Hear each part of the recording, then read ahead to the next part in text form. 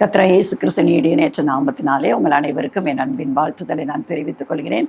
இன்றைக்கு நான் தியானிக்கும்படியாக எடுத்துக்கொண்ட வேத வசனம் யாக்கோபு எழுதின பொதுவான நிருபம் 1ஆம் அதிகாரம் அதில் 27ஆம் வசனத்தை நம்ம பார்க்கலாம். திக்கற்ற பிள்ளைகளும் விதவைகளும் படுகிற உபத்திரவத்திலே அவர்களை விசாரிக்கிறதும் உலகத்தால் கரைப்படாதபடிக்கு தன்னை காத்து கொள்கிறதுமே பிதாவாகிய தேவனுக்கு முன்பாக மாசில்லாத சுத்தமான பக்தியாய் இருக்கிறது என்று வேதம் சொல்கிறது. தேவ பக்தியை குறித்து வேதம் ஒரு விளக்கம் நமக்கு சொல்கிறது.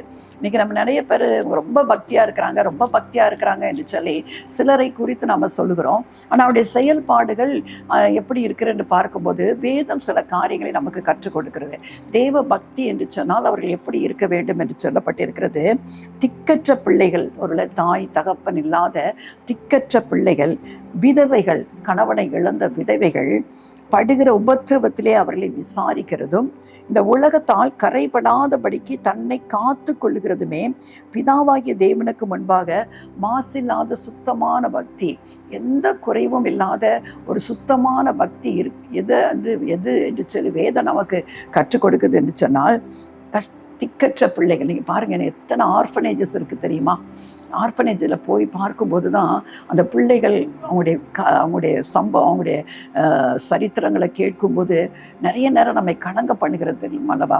தாய் தகப்பன் இல்லாத பிள்ளைகள், அநேக பிள்ளைகள் தாய் தகப்பன் இருந்தும் சில தகப்பன் கைவிடப்பட்டு தகப்பன் பிள்ளைகளை கைவிட்டு போயிடுறது, இல்லைன்னா தாய் பிள்ளைகளை கைவிட்டுட்டு போய் விடுகிறது. இப்படி எத்தனையோ காரியங்களை நம்ம ஒருவேளை ஒரு ஆர்ஃபனேஜுக்கு போய் பார்த்தா தான் தெரியும். அந்த பிள்ளைகள் யாருமிற்ற ஆதரவற்ற பிள்ளைகளாய், அனாதை பிள்ளைகளாய் இருக்கிறதா பார்க்கலாம். ஆனால் அநேகருக்கு அப்படிப்பட்ட ஒரு கரிசனை உண்டோ என்று பார்க்கும்போது அது கூட இந்த காலத்தில் நம்ம பார்க்கறது அரிதாய் காணப்படுகிற ஒரு காரியமாக இருக்கிறது. ஆனால் வேதம் நமக்கு என்ன சொல்கிறது தெரியுமா? திக்கற்ற பிள்ளைகளை நம்ம விசாரிக்கணும். அவங்க படுகிற உபத்திரவத்தில் நம்ம என்ன செய்யணுமா? அவர்களை நாம் விசாரிக்க வேண்டும் என்று சொல்லி வேதம் சொல்லுகிறது. அது மாதிரி விதவைகள் படுகிற உபத்திரவத்திலே அவர்களை விசாரிக்க வேண்டும். அநேகர் பாருங்க, இன்றைக்கு உலகத்தில் கணவன் இறந்து தனிமையில் வாடுகிற விதவைகள், ஒரு அநேக விதவைகளுக்கு பிள்ளைகள் கூட இருக்க மாட்டாங்க, தனிமையாக இருப்பாங்க. இன்னும் சில விதவைகளை நம்ம பார்க்குறோம், பிள்ளைகள் இருப்பாங்க, மகன் இருப்பாங்க, ஆனால் ஒரு திருமணத்துக்கு பிறகு அந்த தாய் அப்படியே அம்போ என்று விட்டு போய் அவர்களை அனாதை விட்டு போடுகிற எத்தனையோ பிள்ளைகளை நம்ம பார்க்குறோம். அப்படிப்பட்ட விதவைகள் படுகிற உபத்திரவத்தில் நம்ம என்ன செய்யணுமா? அவர்களை விசாரிக்க வேண்டும் என்று வேதம் சொல்கிறது. இது ரொம்ப முக்கியமான காரியம். அது தேவனுடைய பிள்ளைகள் என்று சொல்லிக் கொள்கிற நம்முடைய வாழ்க்கையில் இதை நம்ம ஒரு நாள் செய்ய தவறவே கூடாது. ஒருவேளை கர்த்தர் நம்ம அறிய யாராவது ஒரு திக்கற்ற பிள்ளை நமக்கு காண்பிப்பார் என்று சொன்னால், ஒருவேளை அவர்களை சந்திக்க நமக்கு நேரிடும் என்று சொன்னால், நம்மளால் என்ற மட்டும் அவர்களுக்கு நம்ம உதவி செய்ய வேண்டும். ஒருவேளை என்கிட்ட பணம் இல்லையே, நான் எப்படி உதவி செய்யன்னு கேட்குறது அல்ல. பணம் தான் ஒரு மனுஷனுக்கு உதவின்னு அல்ல. அவங்கள ஒரு அன்போடு ஆதரவோடு விசாரிக்கிறது இருக்கு பாருங்க. அவங்க இதுவரைக்கும் யாராலும் விசாரிக்கப்படாமல் இருந்திருக்கலாம். ஒரு அன்பான ஒரு வார்த்தை சொல்றது அவருடைய மனதை ஆற்றும் அல்லவா? அன்பான ஒருவேளை நமக்கு உதவி செய்யறதுக்கு அப்படிப்பட்ட ஒரு பொருளாதாரம் இல்லாவிட்டாலும் நமக்கு தெரிந்தவர்கள் இல்லை, நமக்கு தெரிந்த ஸ்தாபனங்கள் இருக்கலாம். அவங்ககிட்ட போய் இந்த பிள்ளைகளை கூட்டி கொண்டு போய் இவங்களை எப்படியாவது அவங்களை ஒரு நல்ல நிலையில வைத்து பராமரித்து கொள்ளுங்கள் என்று சொல்லலாம் அல்லவா? ஏதோ ஒரு விதத்தில் நாம் அவர்களை விசாரிக்கணும். ஏன்னா நிறைய பேர் கைவிட்டுருவாங்க, எனக்கெல்லாம் என்ன பொருளாதாரம் இருக்குது, இவங்களை நான் பாதுகாக்க இல்லை. ஏதோ ஒரு அன்பான வார்த்தை, நமக்கு தெரிந்த உதவிகளை நம்ம கட்டாயம் அவர்களுக்கு என்ன செய்யணும், செய்ய வேண்டும் என்று சொல்லி வேதம் நமக்கு கற்றுக் கொடுக்கிறது. விதவைகள், இன்றைக்கு அநேக விதவைகள் அப்படிதான். எனக்கு தெரிந்த ஒரு அருமையான சமீபத்தில் எங்களுடைய ஐக்கியத்தில் ஜெபத்தில் கலந்து கொள்ள வருவாங்க. நாங்கள் மாதம் அவர்களுக்கு குறிப்பிட்ட தொகையை கொடுத்து அவர்களை நாங்கள் தாங்குவதை சமீபத்தில் ஒரு 15 நாட்களாக அவர்கள் எங்கள் கூட்டத்திற்கு வரவே இல்லை. ரொம்ப கவலையாக இருந்துச்சு அவங்களை குறித்து. நானும் விசாரித்து பார்த்தேன், ஒன்றும் தெரியவில்லை. பிற கடைசியில் ஒரு நாள் கடந்த வாரம் தான் வந்தாங்க. அம்மா என்ன நீங்கள் வரல, 15 நாளாக இந்த தர வரவே இல்லை என்று சொல்லும்போது அவங்க சொன்னாங்க, அம்மா நான் ஒரு நாள் வீட்டில் பேச்சு மூச்சேற்று கீழே விழுந்து கிடந்திருக்கிறேன் அம்மா, எல்லோரும் தட்டி பார்த்துருக்குறாங்க, என்னால் ஒருத்தரும் திறக்க முடியல, ஆனால் மேலே வீட்டு ஓட்டை பிரித்து உள்ளுக்கு வந்திருக்கிறாங்க. நான் சுயநினைவு இல்லாமல் இருந்திருக்கிறேன். உடனே கொண்டு போய் நான் ஆஸ்பத்திரியில் போய் அங்கே ட்ரிப்பெல்லாம் அந்த அம்மாவுக்கு சுகரும் ப்ரெஷரும் உண்டு. ட்ரிப்பெல்லாம் ஏற்றிட்டு என்ன செய்தாங்கன்னா வீட்டில் கொண்டாந்து போட்டாங்க. நான் வீட்டில் கொண்டாந்து போட்ட பிறகு தான் எனக்கு சுயநினைவே வந்துச்சுமா. இன்றைக்கி நான் உங்கள்கிட்ட சொல்லிட்டு போக தான் வந்தேம்மா. எதுக்குமா அப்படின்னு சொல்லும்போது, நான் அனாதை இல்லத்தில் போய் சேர போகிறேம்மா. குறிப்பிட்ட ஒரு குருவானவர்கிட்ட சொல்லியிருக்கிறேன். அவங்க எங்கள் தூத்துக்குடி பக்கம் ஒரு அனாத ஆசிரமம், ஒரு கிறிஸ்தவ ஆசிரமம் இருக்குது. அதில் உங்களை கொண்டு போய் சேர்க்கிறேன்னு சொன்னாங்க. ஆனால் அதுக்கு உங்கள் சொந்தக்காரங்க யாராவது கையெழுத்து போடணும்னு சொன்னாங்கம்மா. அதனால் என் சொந்தக்காரங்க, எங்கள் அக்கா மகன், என் கொழுந்த மகன், அவங்களெல்லாம் வர சொல்லி எனக்கு சைன் போடுங்கன்னு சொன்னேன். அப்போ அவங்க என்ன சொன்னாங்க தெரியுமா? நீ தான் அனாத ஆசிரமத்துக்கு போகிறல்ல, உன் கழுத்தில் இருக்கிற தங்க செயினையும் உன் காதில் போட்டு இருக்கிற அந்த கம்மலையும் கலத்தி கொடுத்து விடு என்று சொல்லி வலுக்கட்டாயமாய் அதை அவர்கள் பறித்து கொண்டு போய்விட்டார்கள் என்று சொன்னாங்க. மிகுந்த வேதனையாக இருந்தது. ஒருவேளை அவர்கள் கர்த்தரை அறியாதவர்கள், இவங்க மட்டும்தான் கிறிஸ்தவ குடும்பத்தில் கிறிஸ்துவை ஏற்றுக்கொண்டவர்கள் மிகவும் வேதனையோடு அவர்கள் பகிர்ந்து கொண்டாங்க. அவங்கள பார்க்கும்போதே ரொம்ப கஷ்டம். ஏமா கொடுத்துட்டீங்க அப்படின்னோடனே அவங்க அதுதாம்மா முக்கியத்துவப்படுத்துகிறாங்கம்மா. அவங்க சொன்னாங்க, நான் என்னம்மா ஆண்டவர்கிட்ட தான் நான் போக போகிறேம்மா. இவங்க கேட்டதை அப்படி போங்க என்று சொல்லி கொடுத்துட்டேன். ஏன்னா அவங்களுக்கு நோக்கமெல்லாம் அந்த நகை மேலே தான் அப்படின்னு சொன்னாங்க. அவங்க அந்த தாயார் ஒருவேளை அவங்களுடைய கணவர் கிட்டத்தட்ட அவங்க இறந்து 20 வருஷம் ஆகிறது. அவங்க எங்கள் கூட்டத்திற்கு வந்ததில் இருந்து தொடர்ந்து நாங்கள் அவங்கள ஆதரித்து வந்து கொண்டு இருக்கிறோம். அது மிகுந்த மன சஞ்சலத்தை எங்களுக்கு உண்டாகிச்சு. நான் அவங்ககிட்டலாம் சொல்லிட்டு போனதான் இந்த கூட்டத்துக்கு வந்தேன் என்று சொல்லி எங்கிட்ட சொல்லிட்டு எல்லோரும் நாங்கள் சேர்ந்து அவர்களுக்காக ஜெபித்து நாங்கள் அனுப்பினோம். பாருங்கள், இன்றைக்கி உலக மக்கள் பாருங்கள், ஒரு விதவை என்று கூட பார்க்க மாட்டேங்கிறாங்க. இந்த நிலையில் இருக்கிறாங்களே, அவங்கள நம்ம போய் இவ்வளோ தொந்தரவு பண்ணலாமா? அதுவும் பேச்சு மூச்சு இல்லாமல் மருத்துவமனையிலிருந்து வந்தவங்ககிட்ட போய் அவங்களுடைய குறிக்கோள் எல்லாம் நகை. ஒருவேளை அந்த அனாத ஆசிரமத்துக்கு போயிட்டானா அந்த நகையை அவங்க என்ன சொன்னாங்களோ, அங்கே போனால் அவங்ககிட்ட வந்து எல்லாத்தையும் பறித்து விடுவார்கள் நினச்சி அவங்களுடைய நோக்கம் எல்லாம் அதுதான். அங்கே போனால் அந்த நகை நமக்கு கிடைக்காதல்லவா, அதனால் இங்கே இருக்கும்போது அதை பறித்து கொண்டு போய்விட வேண்டும் என்று சொல்லி இன்றைக்கி மனுஷனுடைய நோக்கம் எல்லாம் பொருட்கள். ஒரு மனுஷன் நல்லா அவன்கிட்ட பணம் பொருட்கள் இருக்கிற வரைக்கும் அந்த மகனை நேசிக்கிறது போல இருக்கிறாங்க. ஆனால் எல்லாம் இல்லாதது போது எந்த நிலையில் உதவி செய்யணுமோ அந்த நிலையில் உதவி செய்யாதபடி இருக்கிறத பறித்து கொண்டு போகிற ஒரு பெருங்கூட்டத்தான், கொள்ளக்கார கூட்டத்தை தான் நம்ம இன்றைக்கி உலகத்தில் பார்த்து கொண்டு இருக்கிறோம். அப்படிப்பட்ட நய வஞ்சகமான ஒரு உலகத்தில் தான் நாம் இன்றைக்கு வாழ்ந்து கொண்டு இருக்கிறோம். ஆனால் தேவ பிள்ளைகளுக்கு கர்த்தர் கொடுக்கிற ஒரு வார்த்தை என்ன சொன்னா, திக்கற்ற பிள்ளைகளும் விதவைகளும் படுகிற உபத்திரவத்தில் நம்ம என்ன செய்யணும்? விசாரிக்க வேண்டும். ஆண்டவர் சொல்கிறார் அல்லவா, ஒரு 2 குரூப்பாக செம்மறியாடு வெள்ளாடை பிரிச்சுட்டு அவர் என்ன சொல்கிறார், நான் வியாதியாக இருந்தேன், நான் விசாரிக்க வந்தீர்களா? நான் காவலில் இருந்தேன், என்னை பார்க்க வந்தீர்களா? நான் ஆகாரம் இல்லாதிருந்தேன், எனக்கு ஆகாரம் கொடுத்தீர்களா? இதெல்லாம் நீங்கள் செஞ்சால் தான் பரலோகத்தில் பிரவேசிக்க முடியும் என்று சொன்னார். ஆனால் இன்றைக்கி எத்தனை சத்தியத்தை அறிந்த எத்தனை கிறிஸ்தவர்கள் இன்றைக்கி மனதை கடினப்படுத்தி இப்படிப்பட்ட நன்மைகளை செய்வதற்கு அவர்கள் மனமற்றவர்களாய் வாழ்ந்து கொண்டிருக்கிறாங்க. இதை கேட்டுக்கொண்டிருக்கிற தேவ பிள்ளைகளே, நீங்களும் ஒருவேளை அப்படிப்பட்ட சூழ்நிலையில் இருப்பீர்கள் என்று சொன்னால், உங்கள் மனதை கடினப்படுத்தி நீங்கள் வாழ்ந்து கொண்டிருப்பீர்கள் என்று சொன்னால், ஒருவேளை உங்கள் சொந்த பந்தங்கள் அவ்வளோ நெருங்கினவர்கள் இப்படிப்பட்ட ஆதரவற்ற நிலையில் இருக்கும் போதும் அதை பற்றி நீங்கள் சொல்லாமல் குறை பேசி கொண்டிருப்பீர்கள் என்று சொன்னால், இன்றைக்கு உங்களுக்கு நேராக தான் கர்த்தருடைய வார்த்தை கடந்து வருகிறது. ஒருவேளை பொருள் உதவி செய்ய முடியாவிட்டாலும் அன்பான ஆதரவான ஒரு வார்த்தையை பேசி அவர்களுக்கு ஏதாவது ஒரு நல்ல இடத்துல கொண்டு போய் சேர்க்கும்படியா நீங்கள் அவர்களுக்கு உதவி செய்வார்கள் என்று சொன்னால், வேதம் சொல்கிறது, தேவனுக்கு முன்பாக, பிதாவாகிய தேவனுக்கு முன்பாக அது எப்படிப்பட்டதாக இருக்குமா? மாசில்லாத சுத்தமான பக்தியாக இருக்கும் என்று சொல்லி 2வது வேதம் சொல்கிறது, உலகத்தால் கரைபடாதபடிக்கு தன்னை காத்து கொள்ளுகிறோம். இந்த உலகத்தில் பாருங்கள், எங்கே பார்த்தாலும் அசுத்தங்கள் நிறைந்த உலகத்தில் வாழ்ந்து கொண்டு இருக்கிறோம். இன்றைக்கி பாருங்கள், அநேக கிறிஸ்தவர்கள் கூட உலக மனுஷர்களை போல வாழ்ந்து கொண்டு இருக்கிறத பார்க்குறோம்.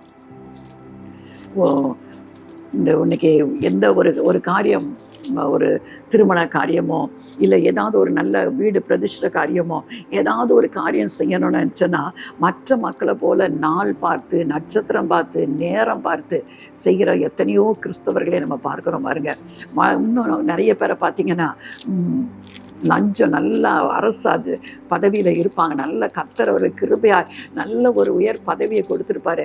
அதில் போய் ஆண்டவருடைய நாமத்தை மைமைப்படுத்துவதற்காக சொல்லணும், மக்கள் சொல்லணும், ஏம்மா எல்லாரும் லஞ்சம் வாங்குறாங்க, இந்த மனுஷன் கிறிஸ்தவமா, அதனால தான் லஞ்சம் வாங்கம்மா. அப்படிப்பட்ட பேரை சம்பாதிப்பதை காட்டிலும் இன்னைக்கு அநேகர் மற்றவர்களை போல லஞ்சம் வாங்கி கொண்டு ஆண்டவருடைய நாம இவரெல்லாம் ஒரு கிறிஸ்தவராக இருந்து இப்படிலாம் செய்கிறார் என்று சொல்கிற எத்தனை வார்த்தைகளை நம்ம கேட்டுக்கொண்டு இருக்கிறோம். வேதம் அழகாய் சொல்கிறது, உலகத்தால் கரைபடாதபடி வாழ்க்கை.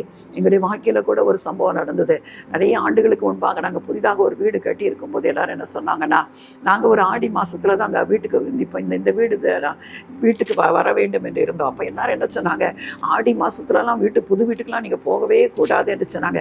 அப்படியே நீங்கள் போகிறதா இருந்தாலும் ஆடி பெருக்கு ஆடி 18ஆம் தேதி தான் போகணும் அப்படி என்று சொன்னாங்க. அவங்க அப்படி சொன்னதுனாலே, ஆடி 18 என்று சொன்னதுனாலே, ஆடி 17ஆம் தேதியே ராத்திரியோட ராத்திரி எல்லா ஜாமானையும் எடுத்து கொண்டாந்து வந்து அந்த இந்த வீட்டில் குடி புகுந்து விட்டோம். கர்த்தரை மட்டுமாய் கர்த்தர் எங்களை ஆசீர்வதித்து வந்த பிறகு எத்தனையோ உயர்வுகளை தான் தந்திருக்கிறாரே தவிர நாங்கள் குறைந்து போகவே இல்லை.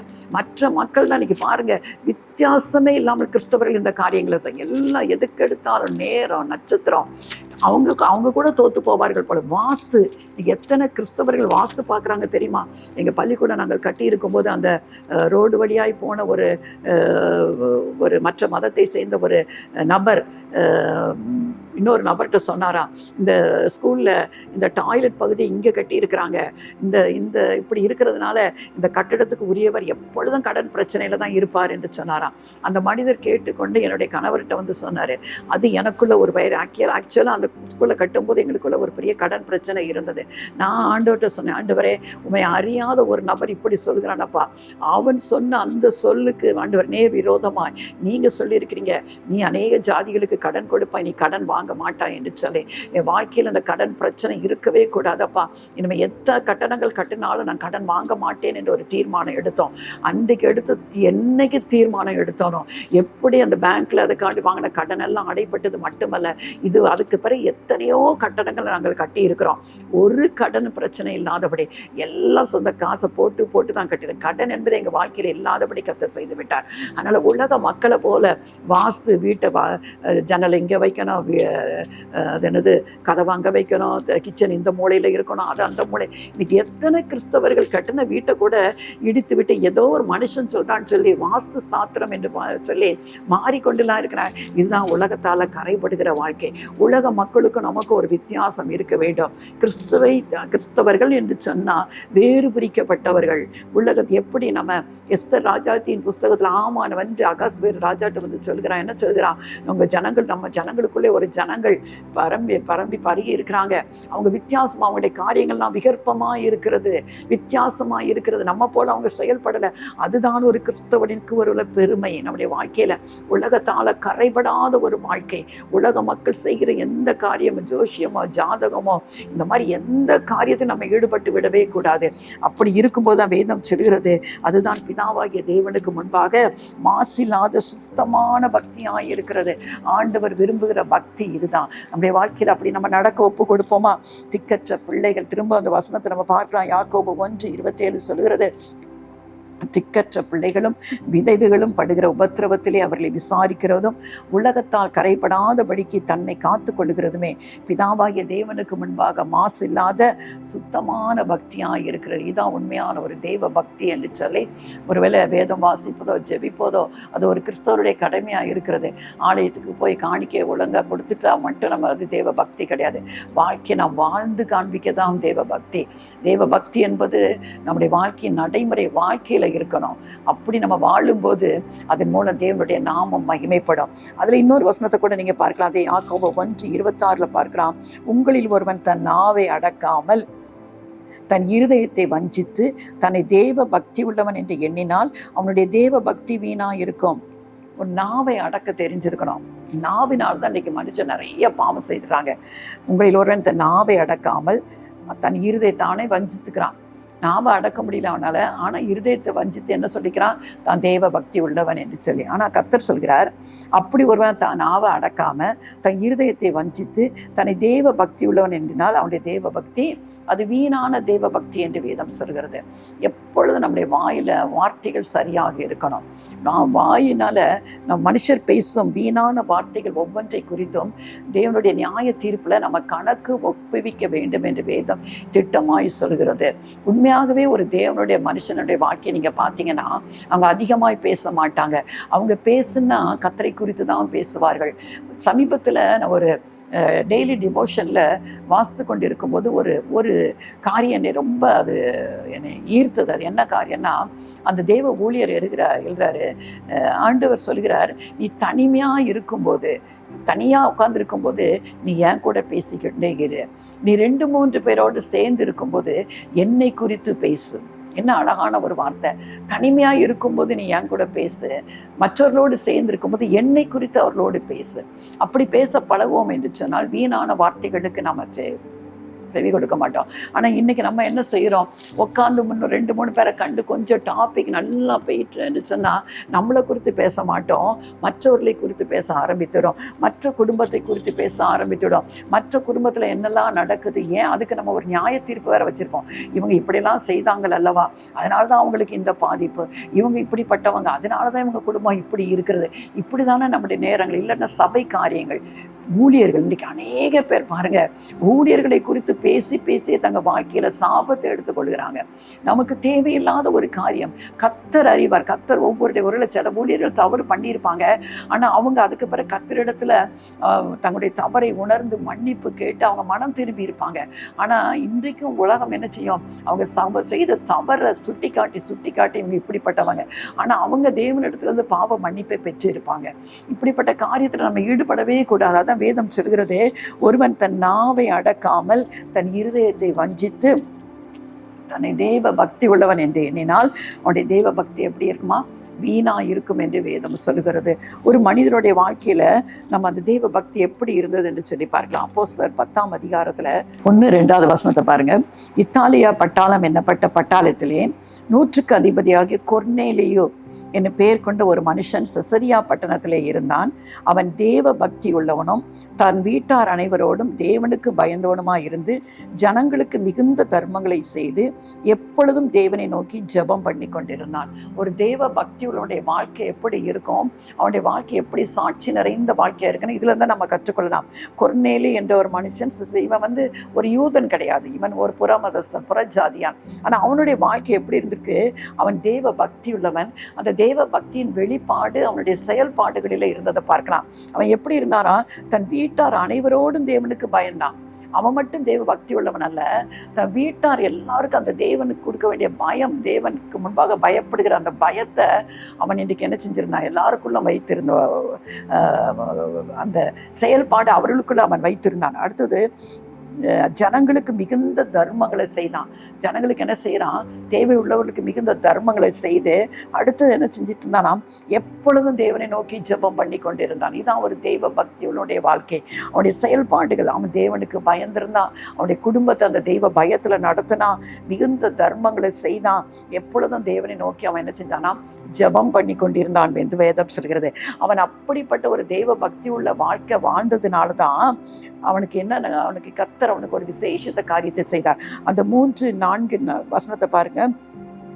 பகலில் ஏறக்குறைய 9ஆம் மணி நேரத்திலே தேவனுடைய தூதன் தன்னிடத்தில் வரவும் கொர்நேலியுவே என்று அழைக்கவும் பிரத்யட்சமாக ஒரு தரிசனம் அவனுக்கு கொடுக்கப்படுகிறது. அந்த தரிசனத்துல அவனை தேவதூதன் என்ன சொல்கிறாரு? அவனை உற்று பார்த்து பயந்து, ஆண்டவரே என்ன என்றான். உன்னை தேவதூதனை பார்த்தோன்னே கொர்நேலியுக்கு ஒரு பயம் வருகிறது. ஆண்டவரே என்ன என்றான். அப்பொழுது அவன், உன் ஜெபங்களும் உன் தர்மங்களும் தேவனுக்கு நினைப்பூட்டுதலாக அவர் சந்நிதியில் வந்து எட்டி இருக்கிறது. அப்போ நம்ம செய்கிற ஜெபங்கள், நாம் செய்கிற தான தர்மங்கள் எல்லாம் தேவ சந்நிதியில் நம்மை நினைப்பூட்டுகிறதா சேர்ந்திருக்கிறது என்று வேதத்தில் கற்றுக்கொள்கிறோம். அப்படி இப்படி தேவ பக்தியாய் நம்ம வாழும்போது நம்முடைய ஒவ்வொரு காரியமும் தேவனுடைய சந்நிதியை எட்டுது. அதனால தான் அன்றைக்கு பிரத்யட்சமாய் ஒரு தேவதூதன் அவனுக்காக அனுப்பப்பட்டு, எதற்காக அனுப்பப்பட்டார் அங்கே பாருங்க. அந்த 5ஆம் வசனம் சொல்கிறது, இப்பொழுது நீ யோப்பா பட்டணத்திற்கு மனுஷரை அனுப்பி பேதுரு என்று மறுபெயர் கொண்ட சீமோனை அழைப்பி கர்த்தருடைய அப்போஸ்தலனாகிய பேதுருவை அழைத்து வர சொல்கிறார் அந்த தேவதூதன். அவன் அவனுடைய அட்ரஸும் சொல்றாரு. அவன் தோல் பதனிடுகிறவனாகிய சீமோன் என்னும் ஒருவனிடத்தில் தங்கி இருக்கிறான். அவனுடைய வீடு கடலோரத்தில் இருக்கிறது. நீ செய்ய வேண்டியதை அவன் உனக்கு சொல்வான். நீ இன்னும் என்னெல்லாம் செய்ய வேணும்னு சொல்றத அவன் உனக்கு சொல்லுவான் என்று சொல்லி தேவதூதன் வந்து அவன்கிட்ட சொல்றதை பார்க்கிறோம். அதே விதமாய் கொர்நேலியு யோபு பேதுருவின் வீட்டுக்கு வருகிறார். பேதுருவுக்கும் அதே மாதிரி கர்த்தர் ஒரு தரிசனம் கொடுத்து நீ அங்கே போன்னு சொல்றாரு. அங்கே வந்து கொர்நேலியு வீட்டுக்கு பேதுருவும் வருகிறார். அங்கே பாருங்க, அதே நேரம் என்ன நடக்குதுன்னு அதே 10ஆம் அதிகாரம் 24 அந்த கொர்நேலியு பாருங்க, மறுநாளிலே செசரியா பட்டணத்தில் பிரவேசித்தார்கள்.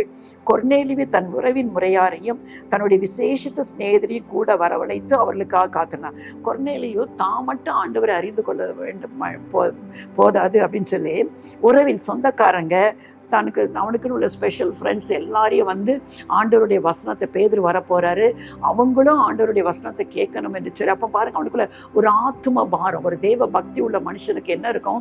ஆத்துமாக்களை குறித்த பாரம். ஐயோ, இந்த ஜனங்கள்லாம் அழிந்து போகிறாங்களே, இவங்க இயேசுவை அறியாமல் இருக்கிறதுனால அழிந்து போகிறாங்க. கட்டாயம் அவனுடைய உறவின் முறையார் அப்படிப்பட்டவங்களாக தான் இருந்திருக்க முடியும். நமக்குள்ள அந்த பாரம் இருக்கிற நம்ம சொந்த பந்தங்களை குறித்து, நம்மோடு பழகுறவர்களை குறித்து, ரட்சிக்கப்படாதவர்கள் இருப்பார்கள் என்று சொன்ன அவனுடைய ஆத்துமாக்களை குறித்து நமக்கு ஒரு பாரம் இருக்கிறதா? அவர்களுக்காக நம்ம ஜெபிக்கிறோமா? இல்லை நம்ம இப்படிப்பட்ட கூட்டங்கள் நடத்தும் போது அவங்கள வரவழைத்து அவங்களுக்கு எப்படியாவது இந்த செய்தி கண்டு கொள்ள வேண்டும் என்ற ஒரு ஆர்வம் நமக்குள்ள இருக்கிறதா? இவன் பாருங்க, அவங்களெல்லாம் பேதுரு வரப்போகிறார் என்று சொல்லி அவங்க எல்லாரையும் அவன் அழைப்பித்திருந்தான் படுகிறான். அதனாலதான் பேதுரு அந்த கடைசியில் நீங்கள் பார்த்தீங்கன்னு சொன்னால் பேதுரு வந்து எல்லாவற்றையும் விவரித்து சொல்கிறாரு. அப்போஸ்தலர் 10:43-44 அவரை விசுவாசிக்கிறவன் எவனோ அவன் அவருடைய நாமத்தினாலே பாவ மன்னிப்பை பெறுவான் என்று தீர்க்கதரிசிகள் எல்லாரும் அவரை குறித்தே சாட்சி கொடுக்கிறார்கள் என்றார். இந்த வார்த்தைகளை பேதுரு பேசிக் கொண்டிருக்கிறேன். வசனத்தை கேட்டவர்கள் யாவர் மேலும் பரிசுத்த ஆவியானவர் இறங்கினார். இந்த வார்த்தையை கேட்கும்போது யாரெல்லாம் அவன் உறவின் மறைனா விசேஷித்த சிநேகிதர் எல்லாருமே பரிசுத்த ஆவியானவர் இறங்கி வந்தார் என்று வேதம் சொல்கிறது.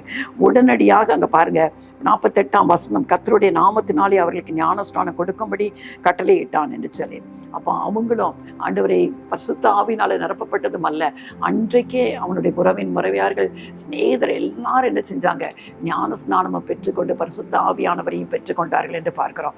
அப்போ அந்த ஒரு மனுஷனுக்குள்ள இருந்த அந்த தெய்வ பக்தி பாருங்க, அவன் குடும்பத்தை மட்டுமல்ல, அவன் உறவின் முறையாரை மட்டுமல்ல, அவனுடைய விசேஷித்த சிநேகிதரை மட்டுமல்ல, கர்த்தருக்குள்ள வழி நடத்தும்படியாய் மட்டுமல்ல, பரிசுத்த ஆவியினாலே அபிஷேகம் பெறும்படியாய், ஞான ஸ்நானம் பெற்றுக்கொள்ளும்படியாய், ஒருவேளை கிறிஸ்துவின் காணியாட்சிக்கு புறம்பே இருந்த புறமதஸ்தனாய அவனை கொண்டு கர்த்தர் பெரிய காரியங்களை செய்தார். அப்போ இதிலிருந்து நம்ம அந்த தெய்வ பக்தி என்பதை எது என்று சொன்னோம் கண்டுகொள்ள வேண்டும்.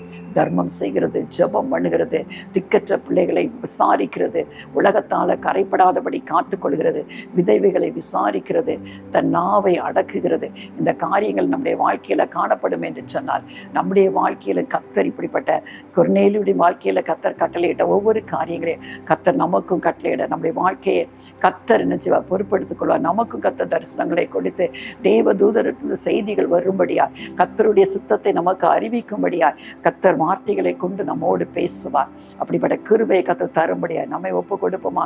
நம்முடைய தெய்வ பக்தியும் அப்படிப்பட்ட தெய்வ பக்தியாக இருக்கும்படியார் தேவனை நோக்கி நம்ம பார்ப்போமா? அன்பின் தகப்பனே, ஒருவேளை அப்பா உங்கள் நாமும் தரித்திருக்கிற பிள்ளைகள் என்று சொல்லிக்கொண்டு எங்கள் வாழ்க்கை ஆண்டவரே உங்களுடைய வார்த்தைக்கு விரோதமாய் நடந்து கொள்ளக்கூடாது அப்பா. அப்படி இருக்கும் என்று சொன்னால் கர்த்தர் கிருபையாக இன்றைக்கு எங்களுக்கு மன்னிங்க ஆண்டவரே. எங்கள் வாழ்க்கை கர்த்தர் கொடுத்த அந்த வார்த்தையின்படி அப்பா, திக்கற்ற பிள்ளைகளும் விதைவுகளும் படுகிற உபத்திரவத்தில் அவர்களை விசாரிக்கிறவர்களாய் கர்த்தாவே, இந்த உலகத்தால் கரைபடாத ஒரு வாழ்க்கை அப்பா, நாவை அடக்கி ஆண்டவரே அப்பா, நாங்கள் அடக்கி தேவையானதை மட்டும் பேசுகிற ஒரு வாழ்க்கை வாழும்போது ஆண்டவரே, தேவனுக்கு முன்பாக மாசில்லாத சுத்தமான பக்தி என்று சொல்லப்பட்ட ஒரு வாழ்க்கை வாழ உதவி செய்யுங்கப்பா. கொர்நேலியுவை போல கர்த்தாவே ஆண்டவரே, தேவ பக்தி உள்ளவனாய் ஆண்டவர் தேவனுக்கு முன்பாக அப்பா தன் வீட்டாரோடு தேவனுக்கு பயந்து வாழ்கிறவனாய், தானம் தர்மம் செய்துகிறவனாய், எப்பொழுதும் ஜெபம் பண்ணி கொண்டிருக்கிறார். தன்னுடைய உற்றார் உறவினர் விசேஷித்த சிநேகிதர்களுடைய ஆத்துமாக்களை குறித்து கருணை கொண்டவனாய் வாழ எங்களுக்கு உதவி செய்யுங்கப்பா.